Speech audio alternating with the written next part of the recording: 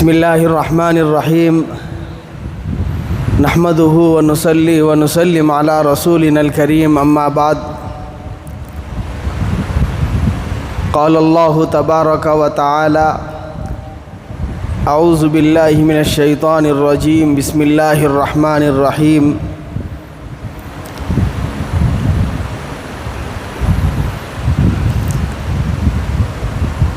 قل ان صلاتی ونسکی ومحیای ومماتی للہ رب العالمین لا شریک له وبذلک امرت وانا اول المسلمین صدق اللہ العظیم اللہم صلی علی سیدنا محمد وعلی آل سیدنا محمد وبارک وسلم اللہم صلی علی سیدنا محمد وعلی آل سیدنا محمد وبارک وسلم اللہم صلی علی سیدنا محمد وعلی آل سیدنا محمد وبارک وسلم۔ محترم دوستوں، بزرگوں اور نوجوانوں، ابھی اللہ تعالیٰ کے فضل و کرم سے مسلمانوں کی ایک بہت بڑی تعداد عید الاضحیٰ کے عمل سے فارغ ہوئی ہے، اور اس میں بہت سارے مسلمانوں نے اللہ کی رضا حاصل کرنے کے لیے قربانی کے فریضے کو بھی انجام دیا ہے۔ تقریباً ہر مسلمان نے کوشش کی ہے کہ وہ اپنی طرف سے قربانی ادا کرے۔ اپنی اپنی سہولتوں کے اعتبار سے بہت سارے لوگ جانور خرید کر لائے، انہوں نے قربانی کیا۔ بہت سارے لوگ بہت پہلے سے جانوروں کو خرید کر ان کو اپنے گھروں میں رکھ کر پالا اور ان کو اپنے سے قریب کیا، اپنے سے مانوس کیا، اور پھر اس کے بعد اللہ کے اس حکم کو پورا کر کے قربانی کا فریضہ انجام دیا۔ بہت سارے لوگ وہ ہیں جو جانور نہیں خرید سکتے تھے، ان کے پاس اتنی استطاعت نہیں تھی، لیکن پھر بھی انہوں نے قربانی کے فریضے کو انجام دینے کے لیے اجتماعی قربانی میں حصہ لیا، بڑے جانوروں میں اپنا نام لکھایا اور انہوں نے بھی ان کی قربانی کی۔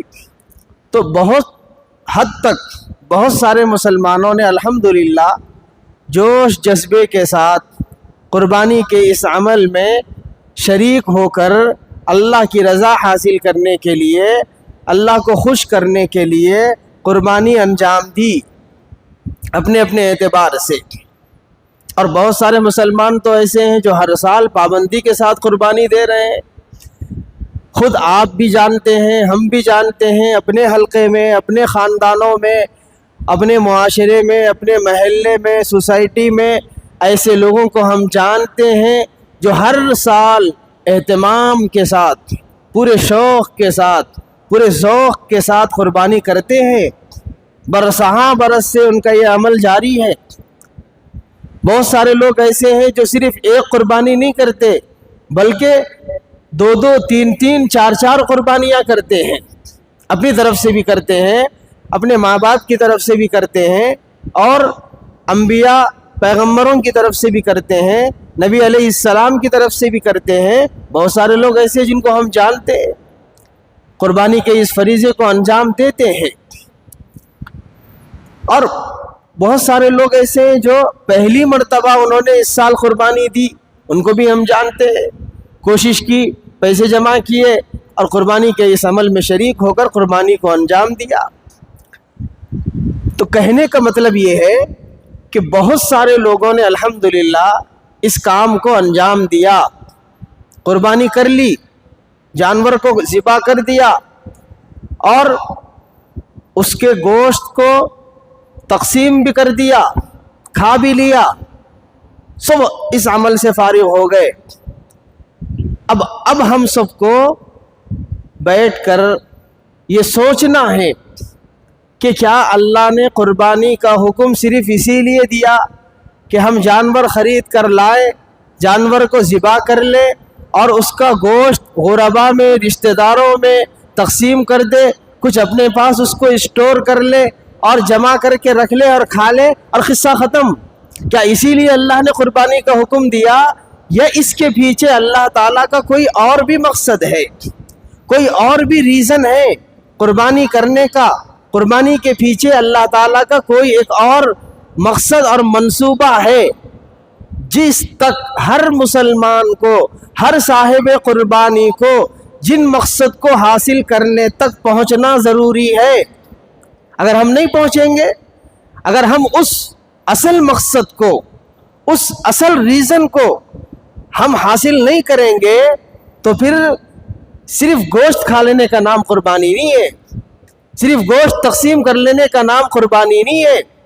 اللہ تعالیٰ نے قرآن مجید میں ارشاد فرمایا قربانی ہی کے متعلق، لن ینال اللہ لحومها ولا دماؤها ولکن ینالہ التقوی منکم۔ اللہ فرما رہے یہ جو قربانیاں تم کرتے ہو، نہ اس کا گوشت اللہ کو پہنچتا ہے، نہ اس کا خون اللہ کو پہنچتا ہے، کوئی چیز بھی اللہ کے پاس نہیں پہنچتی، سب زمین پہ موجود ہے۔ آپ نے قربانی کا جانور ذبح کیا، ہر چیز آپ کے سامنے ہے، آپ کے نظروں کے سامنے ہے، وہ آپ ہی کا ہے، اس کے آپ ہی مالک ہے۔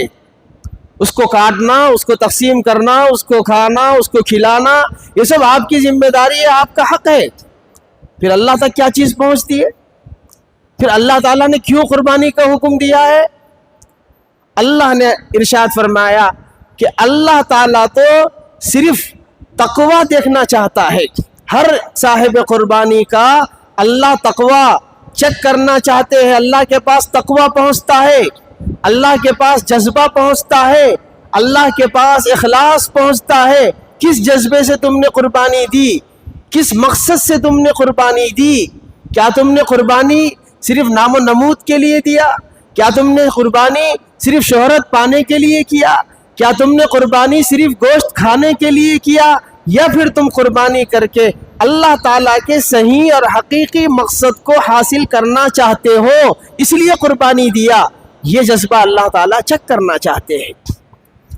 آپ نے قربانی کیا اور قربانی کی دعا آپ نے پڑھی، اس دعا میں نبی علیہ السلام نے جس مضمون کو بیان کیا ہے، جس میٹر کو بیان کیا ہے، جن آیتوں کا اور جن الفاظ کا انتخاب نبی علیہ السلام نے قربانی کے وقت میں کیا ہے، کتنے مسلمان ایسے ہیں جو قربانی کی اس دعا پر غور و فکر کر کے اس دعا کی طرح بننے کے جذبے کے ساتھ جانور کو ذبح کیے ہو؟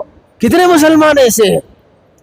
صرف اللہ اکبر، بسم اللہ اللہ اکبر کہہ کر ہم نے جانور کو ذبح کر دیا، حالانکہ صرف بسم اللہ اللہ اکبر اس کی دعا نہیں ہے، اس کی دعا تو نبی نے سکھائی ہے، قرآنی آیات کے ذریعے سے لمبی چوڑی دعا ہے۔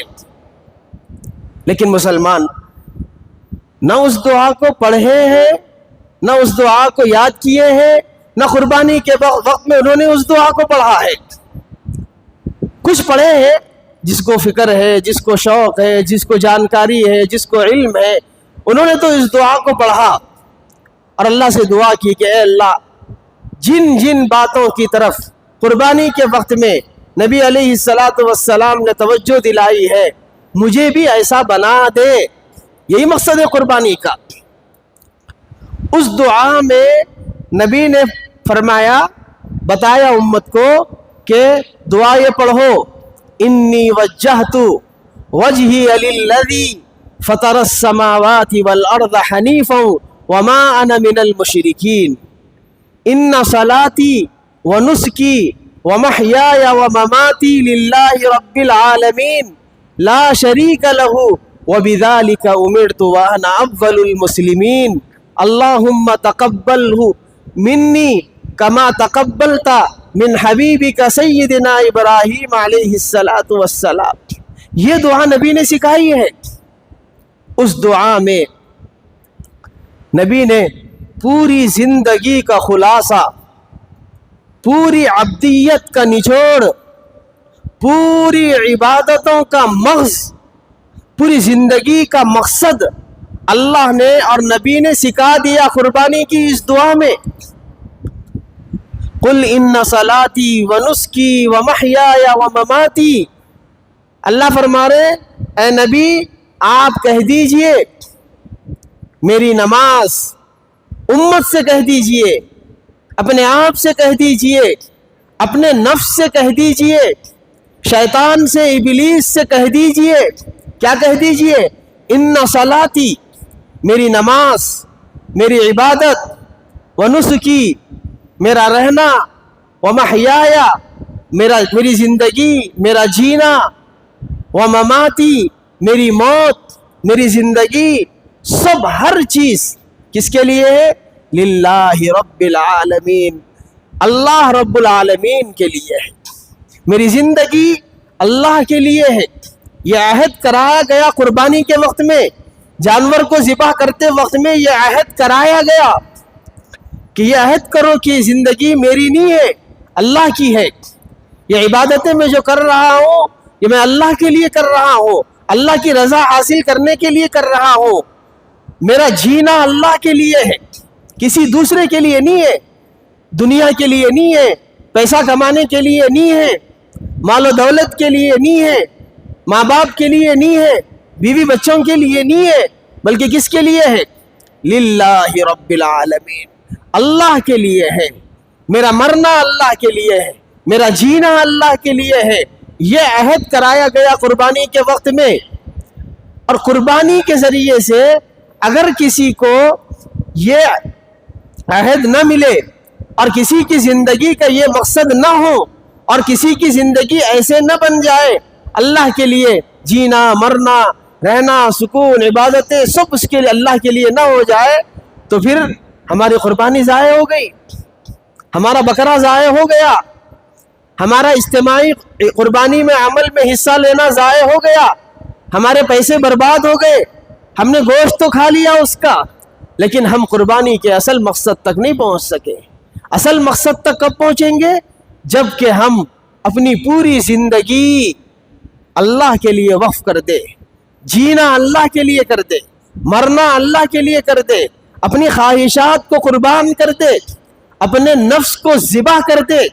अल्लाह ताला ये बताना चाहते हैं कि जिस तरह तुमने मेरे हुक्म पर एक जानवर के गले पर छुरी फेर कर उसको ज़िबा कर दिया है, अल्लाह चाहते हैं बिल्कुल इसी तरह तुम अपने ख्वाहिशात का कत्ल कर दो, अपने ख्वाहिशात को ज़िबा कर दो, अपने ख्वाहिशात को फना कर दो, अपने नफ्स को फना कर दो। तब जाके हम एक सही मानों में मोमिन बन सकते हैं, तब जाके हमें कुर्बानी का असल मकसद हासिल हो सकता है। अगर हमने कुर्बानी के बावजूद भी अपनी मनचाही ज़िंदगी गुजारी, अपने नफ्स को खुश करते रहे, अपने ख्वाहिशात पर अमल करते रहे, अल्लाह के अहकामात को नज़रअंदाज करते रहे, तो फिर हमारी कुर्बानियों का कोई फ़ायदा नहीं है।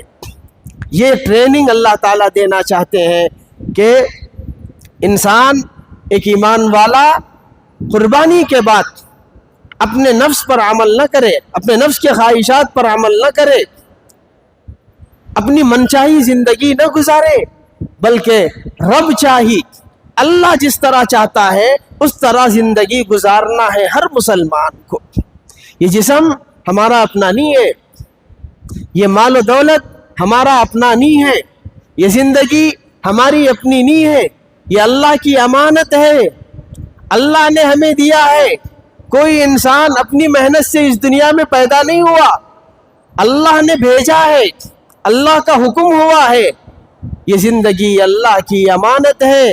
जब हर चीज़ अमानत है तो फिर हमको उसी तरह ज़िंदगी गुजारना है जिस तरह अल्लाह चाहते हो, जिस तरह रसूलुल्लाह चाहते हो।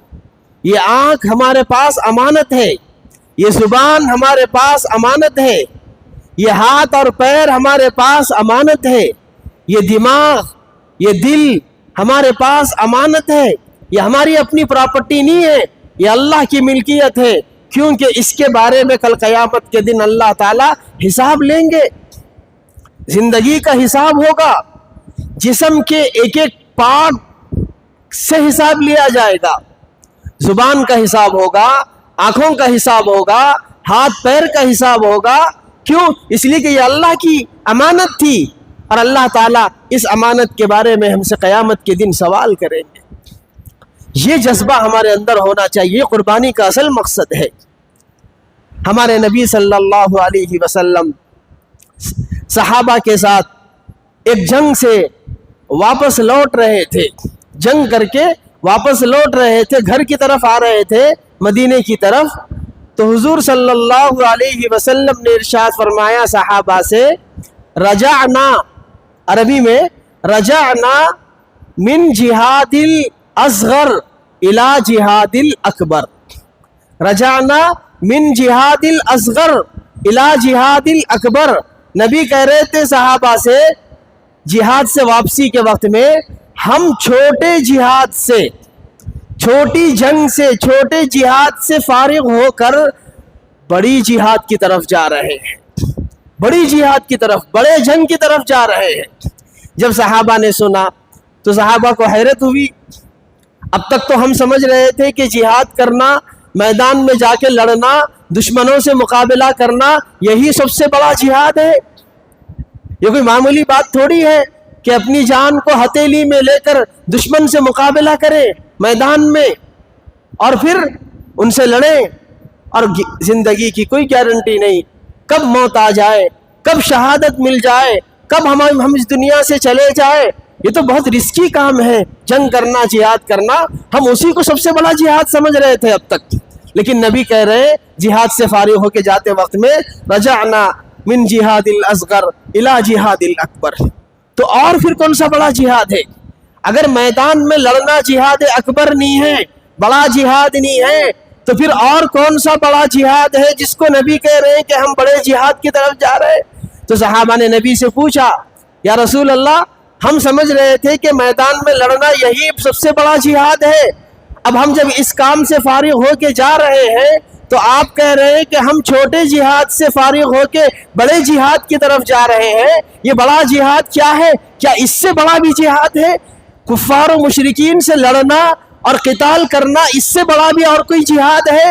تو حضور صلی اللہ علیہ وسلم نے ارشاد فرمایا، ہاں، ہم نے میدان جنگ سے فارغ ہو کے، جہاد سے فارغ ہو کے جا رہے ہیں اپنے گھروں کی طرف۔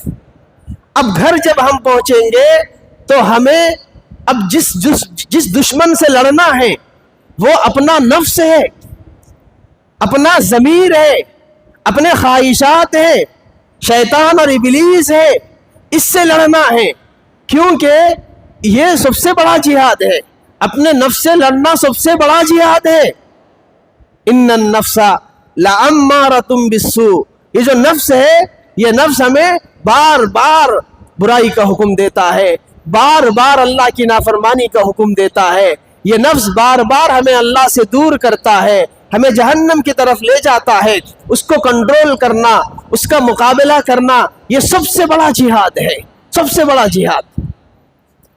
اور اس اعتبار سے بھی کہ میدان جہاد میں، میدان جنگ میں جس دشمن سے ہم لڑتے ہیں وہ دشمن ظاہر میں دشمن ہے، ظاہری دشمن ہے، نظر آنے والا دشمن ہے، دکھائی دینے والا دشمن ہے، اس سے لڑنا آسان ہے، لیکن اپنے نفس سے، انسان کے اندر جو دشمن چھپا ہوا ہے، نفس، ابلیس، اس سے لڑنا زیادہ مشکل ہے، کیونکہ وہ ایسا دشمن ہے جو چھپا ہوا ہے۔ چھپے ہوئے دشمن سے لڑنا بہت مشکل ہے، ظاہر نظر آنے والے دشمن سے لڑنا آسان ہے۔ اپنے دشمن سے، اپنے صفوں کے دشمن سے لڑنا مشکل ہے، دشمن سے لڑنا آسان ہے۔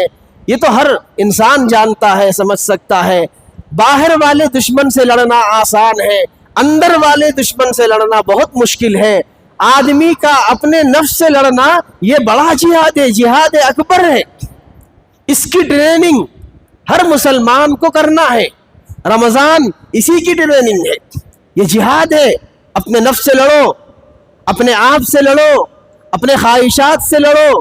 وہ بار بار حکم دے رہا ہے اللہ کی نافرمانی کرنے کا، وہ بار بار حکم دے رہا ہے، گناہ کر کے لذت اور مزے حاصل کرنے کا حکم بار بار دے رہا ہے، اس سے لڑنا ہے، اور دشمنوں سے لڑنا وقتی طور پہ ہے، 8 دن 10 دن 15 دن 20 دن 1 مہینہ جنگ ہوگی، لیکن اپنے نفس سے، اپنے آپ میں چھپے ہوئے دشمن سے لڑنے کا کوئی وقت نہیں ہے۔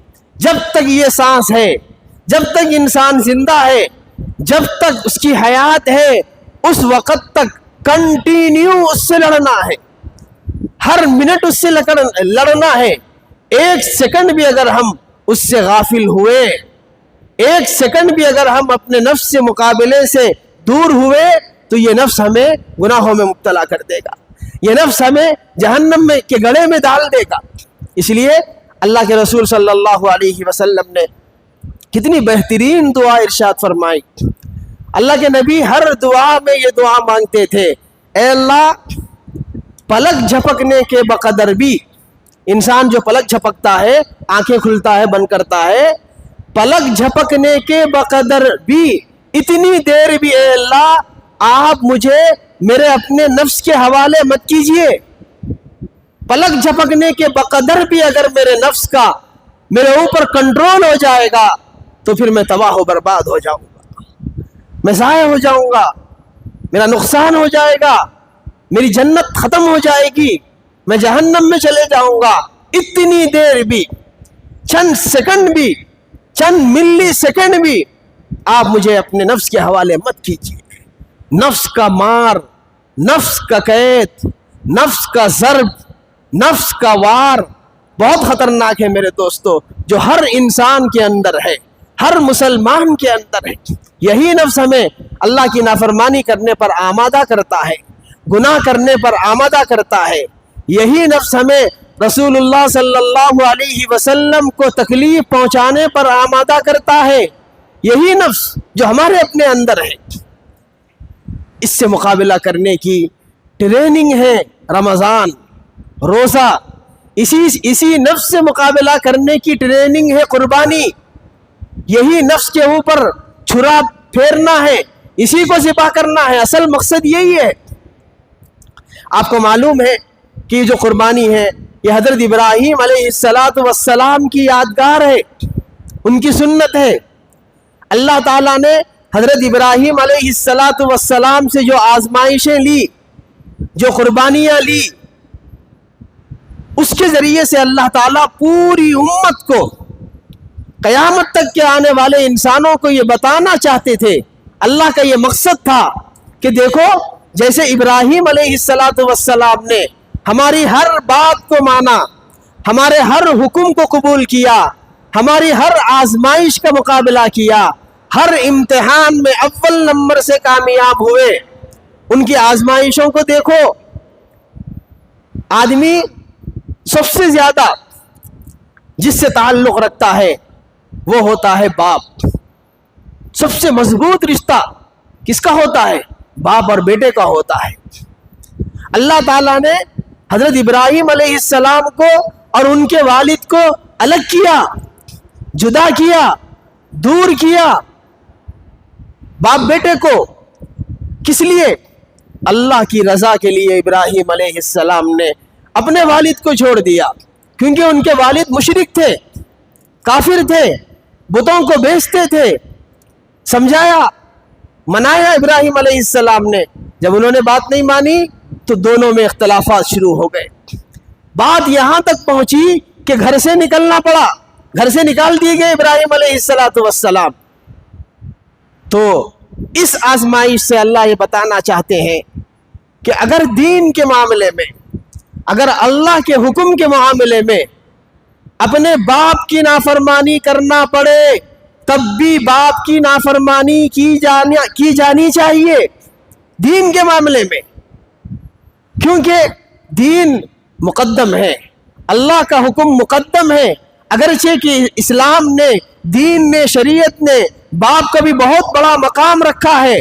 اللہ تعالیٰ نے اپنی اطاعت، اپنی فرما برداری کے بعد سب سے زیادہ جس کی فرما برداری کا حکم دیا ہے وہ باپ کی فرما برداری کا حکم دیا ہے۔ لیکن ان معاملات میں جس میں دین کا ٹکراؤ نہ ہو، ان معاملات میں جن میں اللہ کے احکامات کا ٹکراؤ نہ ہو.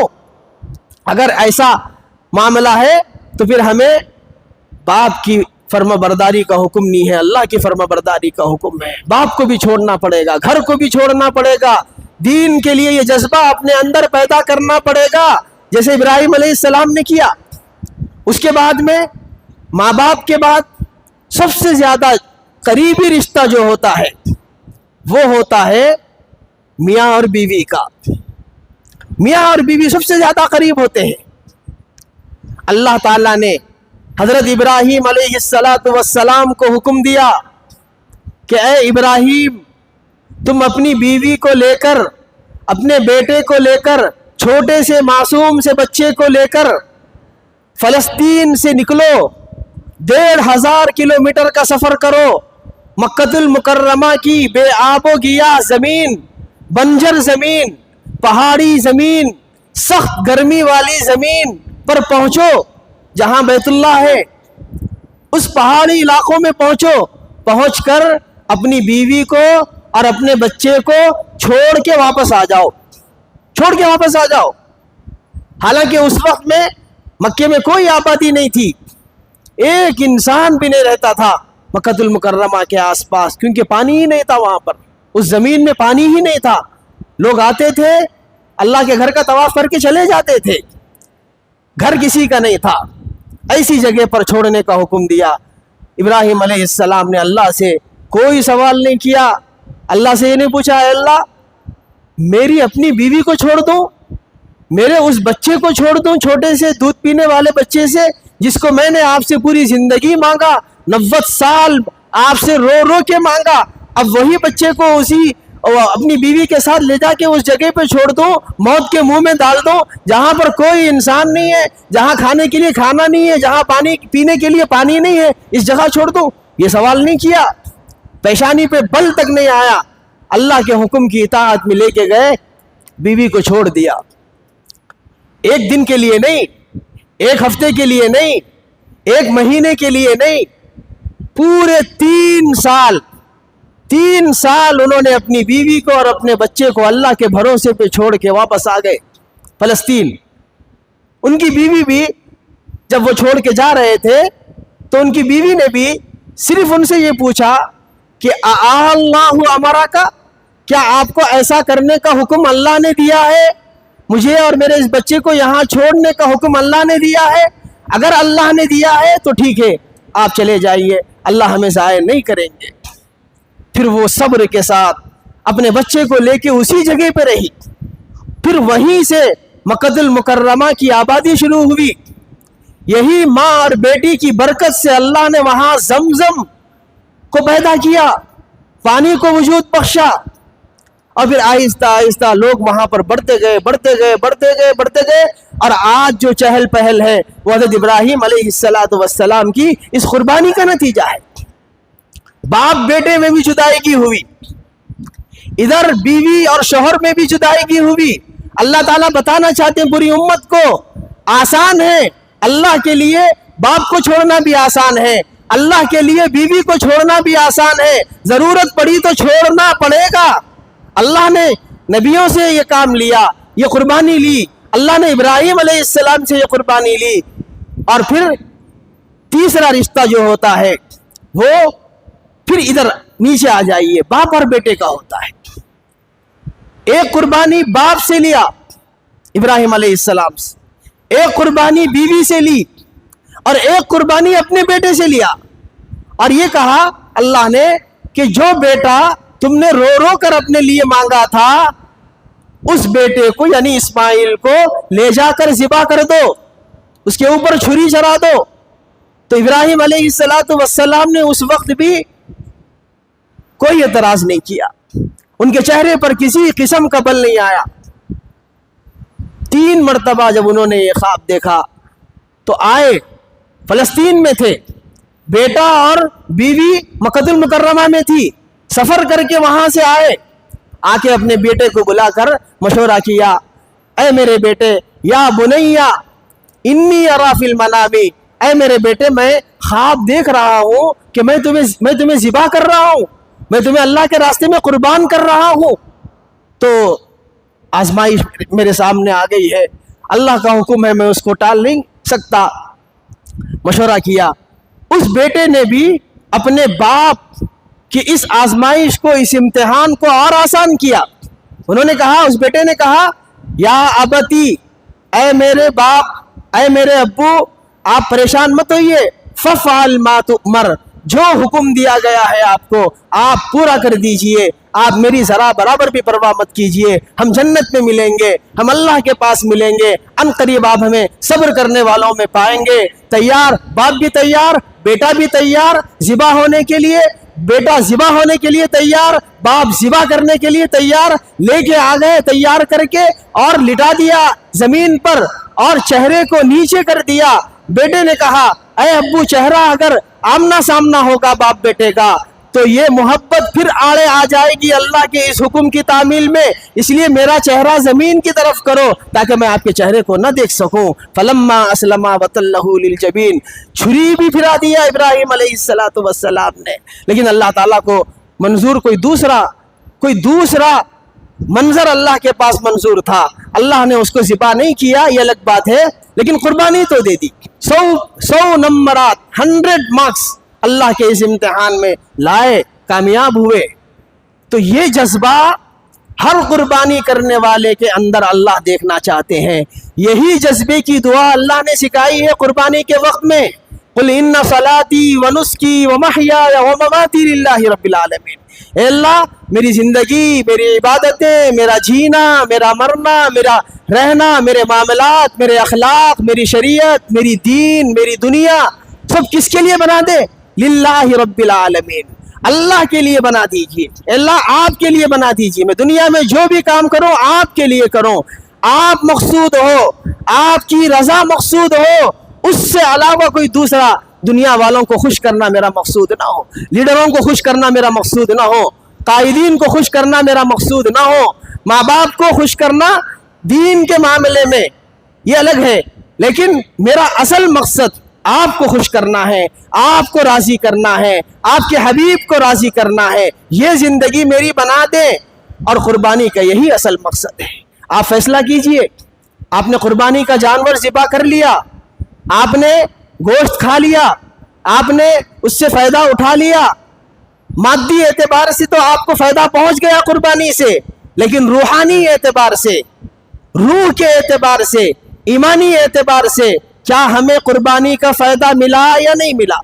ہماری زندگی میں کچھ تبدیلی آئی یا نہیں آئی؟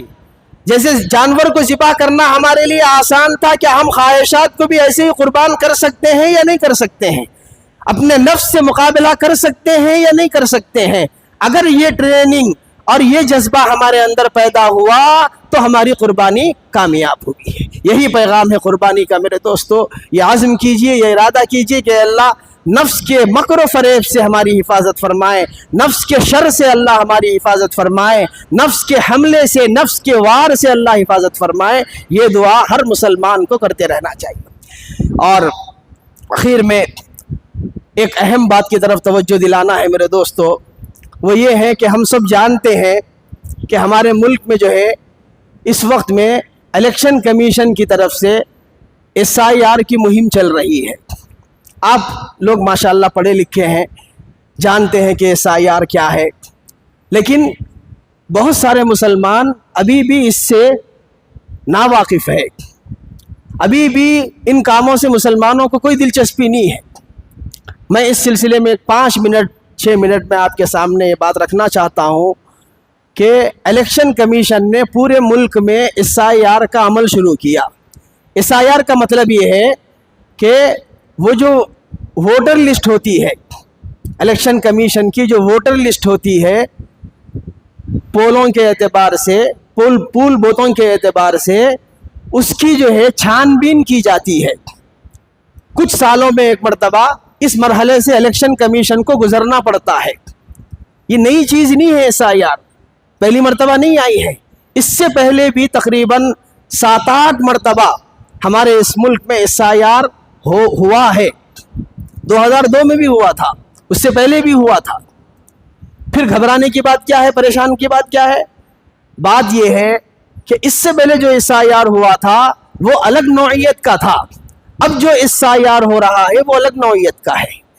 اس سے پہلے صرف الیکشن کے حد تک کے لیے تھا، لیکن اس مرتبہ ایس آئی آر کو ہوم منسٹری نے اپنی سٹیزن شپ سے جوڑ دیا ہے، اپنی شناخت سے، ہندوستانی ہونے کی شناخت سے جوڑ دیا ہے اس کو۔